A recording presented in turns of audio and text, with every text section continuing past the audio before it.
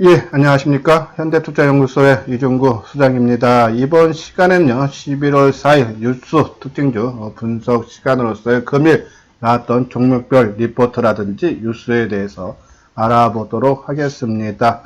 자, 화면에 보이듯이 오늘 한 10대 종목 정도 나왔죠. 보면은 이제 스마트폰 관련주들 한 2종목 나왔고요. 그리고 이 OLED 관련주죠. 덕산 네오록스 AP 시스템에 대해서 분석하는 시간을 갖도록 하고, 또 그리고 이제 정근당, 그렇죠? 바이오주 나왔습니다.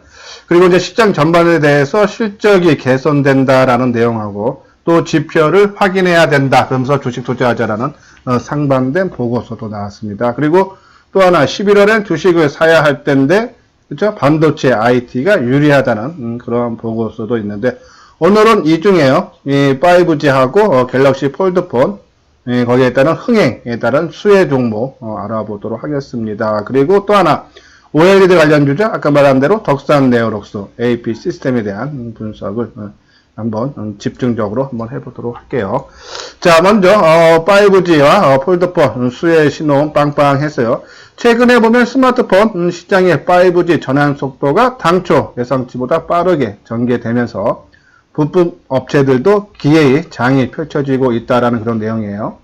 올해 5G 스마트폰이 한 2천만 대에서 2,200만 대 정도 판매가 예상이 되고, 내년에는 한 3억 대까지 가능하다라는 그런 분석이죠.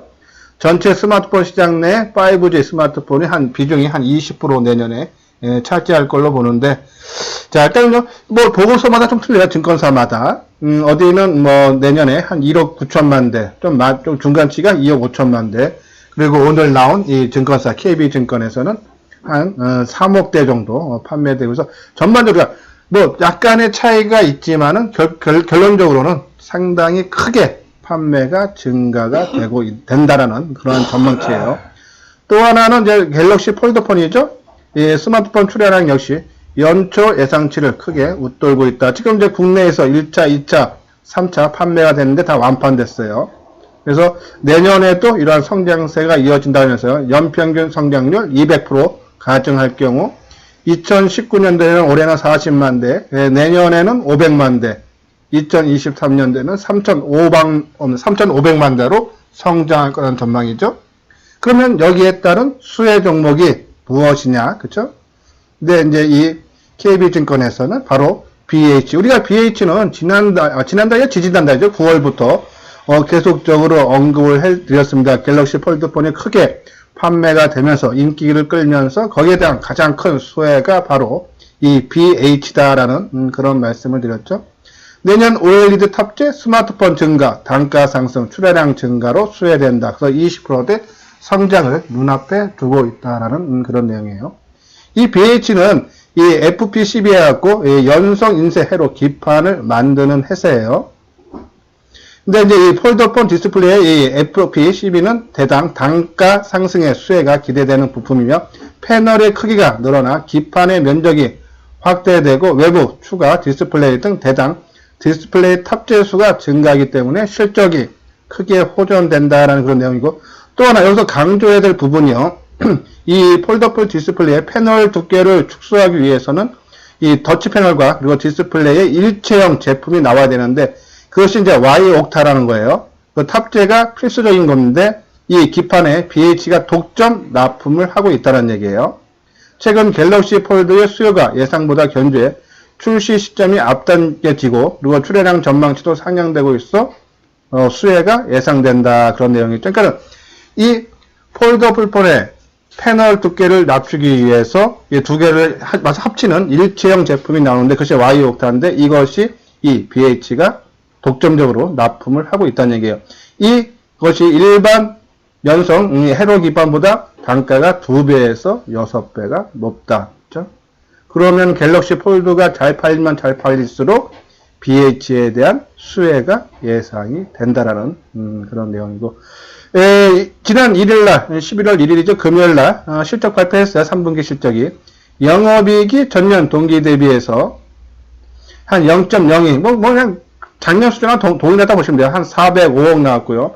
매출은 조금 감소해서 한 3% 감소한 2,643억인데, 내년에는 실적이 무척 좋아지게 보죠. 매출이 한 8,932억.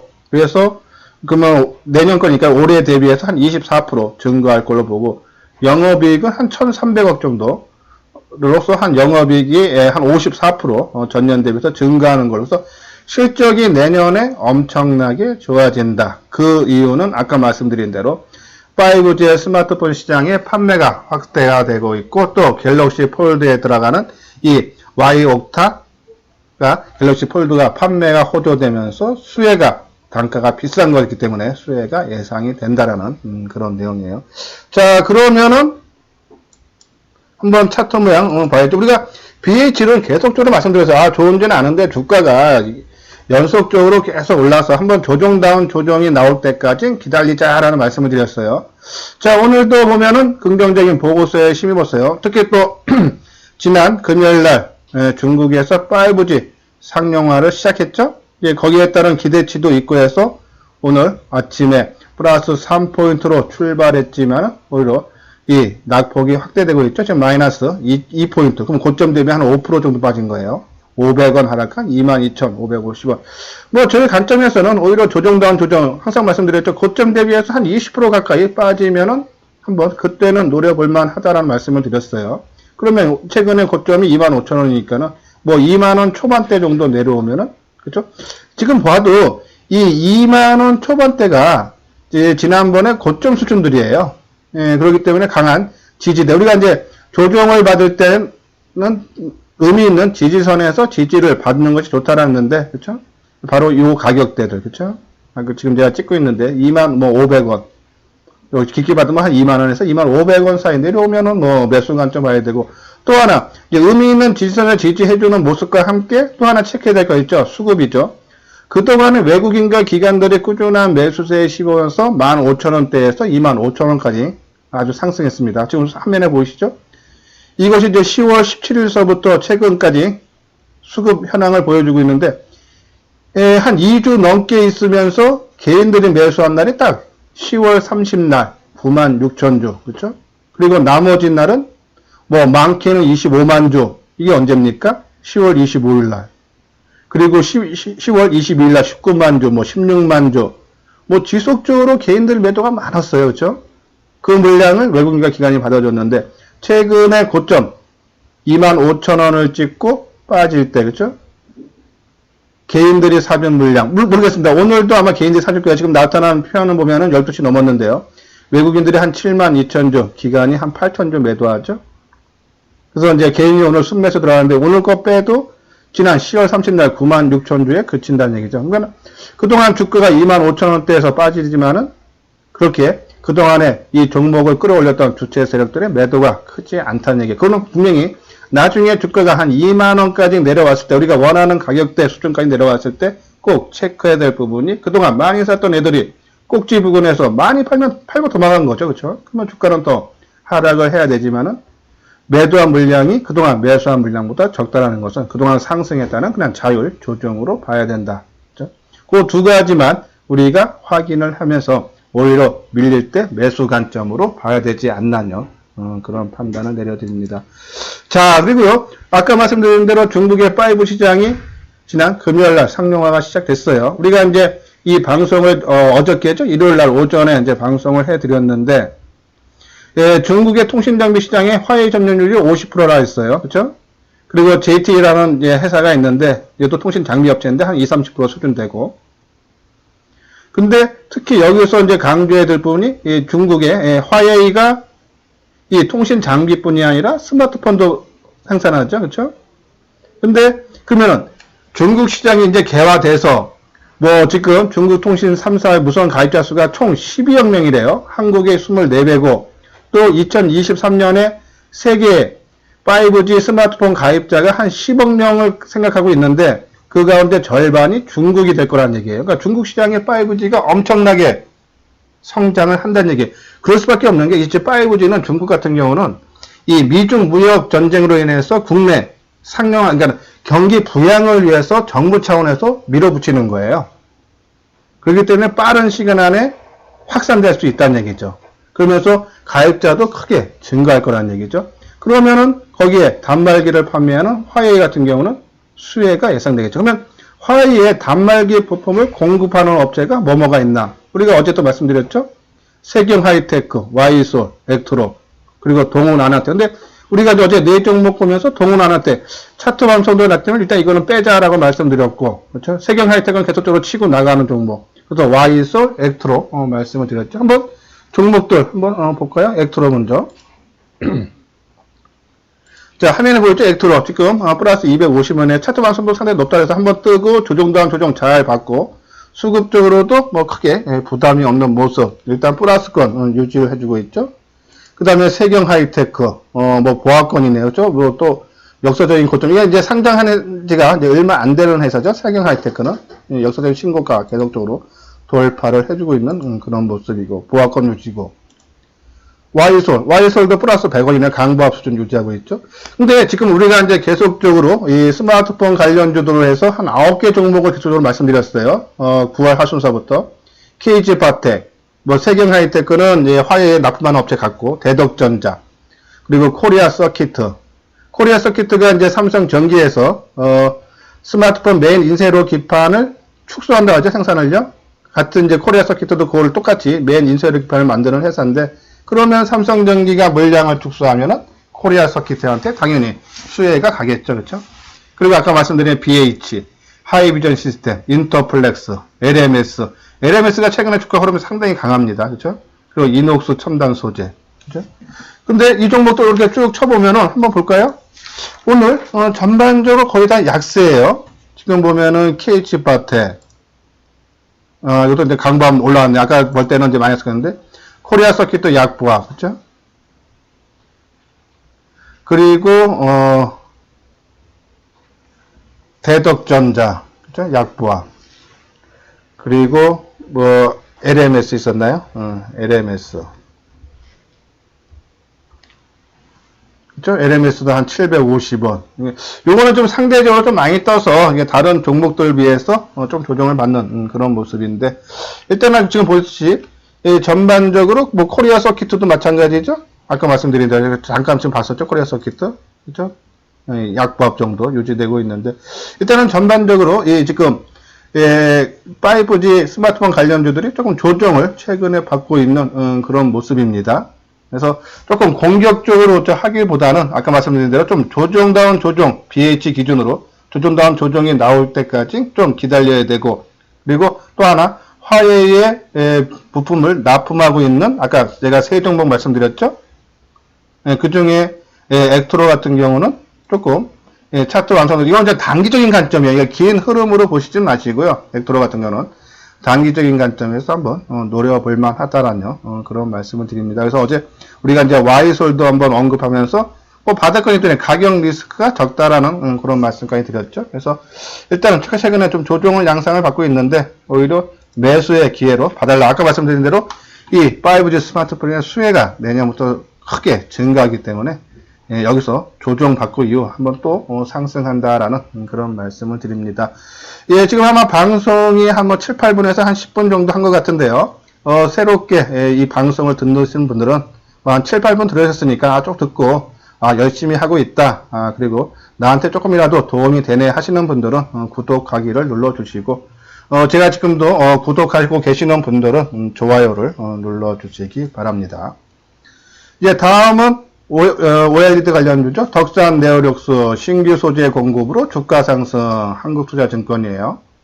근데 이제 오늘 내용 중에 이 그린 프라임이라는 신규 소재 공급으로 주가 상승이 기대된다 해서 이 그린 프라임이 뭔가 그랬더니 인터넷에서 알아봐도 이게 정확한 내용을 제가 파악이 아직 덜 됐습니다. 조금 더 알아보고 나중에 설명을 해드리고 일단 그린 프라임이 공급이 시작되면서 이 실적이 좋아진다는 내용이에요. 여기 보면은 그린 프라임은 삼성전자 스마트폰 채용을 시작으로 내년에는 애플 아이폰과 중국 스마트폰까지 확대 적용될 것이라며 폴더폰 5G 스마트폰 시장 개화로 스마트폰 업체들이 OLED 선호 현상이 가속화될 전망이다라는 분석이죠. 이제 여기 플러스 이 삼성전자가 최근에 삼성 디스플레이 이제 정확히 따지면은 예, OLED 탕정이 13조 투자하는 그런 수혜도 예상이 되는 그런 뜻이죠. 한번 오래간만에 덕산 네르스의 긍정적인 보고서가 나왔는데 주가 흐름은 어떻게 나오고 있는지 한번 살펴보도록 하겠습니다. 덕산 네오록스. 예, 현재 한 5% 정도 떴네요. 1150원 떤 23,200원. 이 OLED 관련주가 참 신기한 게 그동안에 재료가 계속 나왔죠. 삼성에서 13조 투자, 또 중국 업체들이 최근 한 달 넘게 이 OLED 투자한다는 계획만 발표한 금액이 15조예요. 그 우리나라 13조, 15조는 엄청난 큰 금액인데 오히려 그러한 좋은 얘기가 나올 때마다 주가는 하락했다. 그죠? 지난 9월 24일입니다. 삼성이 13조 투자한다는 기사가 나온 것이 바로 이 9월 24일이에요. 그래서 장중 한때 플러스 6포인트까지 올라갔다가 위에 긴 꼬리를 달아주고 음봉이 발생하면서 강보합으로 끝났죠. 그래도 이건 조금 낮죠, 그렇죠? 근데 10월 10날이에요. 삼성에서 공식적으로 13조 발표한다는 날, 특히 문재인 대통령도 이 자리에 참석을 하셨습니다. 이날 주가가 3% 높게 출발해서 상승했다가 결국은 마이너스 6포인트, 그렇죠? 좋은 얘기 나오면서 주가 오히려 꺾이는 상당히 조금 이해하기 힘든 그런 겁니다. 그러면 꺾였으면 계속적으로 주가가 하락을 하든지, 그렇죠? 또 하락하다가 또 되돌려주는 그런 모습. 그러면서 좀 의미가 있게 지난 9월 24일 고점 23,000원이고요. 10월 10날 23,550원이에요. 그 고점을 또 돌파를 했습니다. 그렇죠?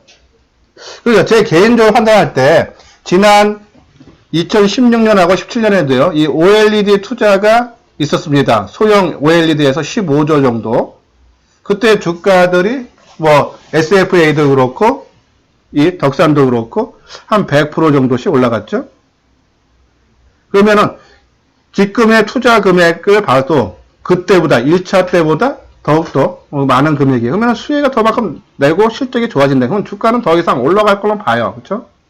근데 막 급등하기보다는 완만하게 올라가는 그런 모양이 띄지 않을까. 그래서 너무 급하게 덕산 네오록스 같은 경우는 접근할 필요는 없다라는 그런 판단을 하고 그냥 투자 비중도 너무 크긴 하지 마시고 뭐 내 투자 금액의 한 10% 20%를 갖고만 조금 호흡으로 길게 보면서 투자에 임해달라는 그런 말씀에서 조금 급등락이 그렇게 크지는 않을 것 같다. 완만하게 지속적으로 오랜 시간을 거쳐서 올라갈 것 같다라는 말씀을 드리고 다음은 이제 AP 시스템이죠. 내년에 한국 OLED 투자 아까 말한 대로 뭐 13조 삼성에서 투자하는 거 있고 또 아마 LG 디스플레이에서도 내년에 아마 OLED 투자에 대한 보고서가 나올 거예요.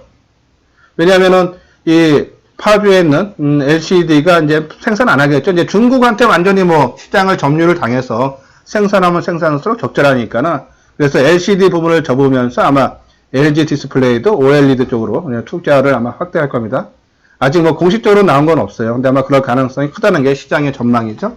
이제 거기에 따른 투자로 실적 성장이 기대된다 해서 SK증권에서 나왔죠. 올해는 중국에 이어 내년 한국의 6.28강 다이오드 투자가 더해지면서 실적 성장이 기대된다. 지금 금방 말씀드렸죠. 그래서 올 3분기를 저점으로 주가와 실적 모두 바닥 국면을 지나고 있다라는 그런 내용이에요. 올해 매출액이 한 5천억 정도 내외를 기록하고 내년에는 8천억, 한 60% 정도 좋아진다. 뭐 이렇게저렇게 아까 말한 대로 그런 내용인데 한번 AP 시스템 보기 전에요. 잠깐 우리가 이제 OLED 관련주에서 이제 계속적으로 이 말씀을 드렸죠. 장비 업체하고 소재 업체로 나눠져 있는데 장비 업체는 SFA, AP 시스템, 원익 IPS, 야스, 제이스텍. 제이스텍 같은 이제 본딩 장비 만드는 회사고 야스는 대형 OLED 증착 장비 업체예요. 그리고 이제 원익 IPS 최근에 주가 흐름이 가장 강하죠. 이제 반도체 증착 장비, 디스플레이 양산 장비, 솔라셀 장비에서 이 세 가지를 장비 업체 중에서 하는 회사가 원익 IPS라는 거예요. 그래서 최근에 주가 흐름이 좋았던 그런 흐름이고. 그렇죠? 근데 우리 이제 장비보다는 좀 소재가 낫다라는 말씀을 드렸는데 덕산 네오록스, 한솔케미칼. 한솔케미칼 같은 경우 우리가 8만 원대 초반에 말씀드렸죠. 한 20% 정도 올랐어요. 안정적으로. 그리고 LTC, 이녹스, 첨단 소재. 있죠? 근데 그 중에 덕산 네어록스가 가장 좋아 보인다면서 강조를 상당히 말씀을 많이 해드렸죠. 자, 한번 주가 움직임 한번 보도록 하겠습니다. SFA. 그렇죠? 오늘 1,000원, 1,050원이 한 2.5% 정도 상승 모습을 보이고 있네요. 그리고 야스, 뭐 강보학, 제스텍, 제스 많이 타네요. 오늘 한 7.8% 정도, 950원. 그리고 이녹스 첨단 소재.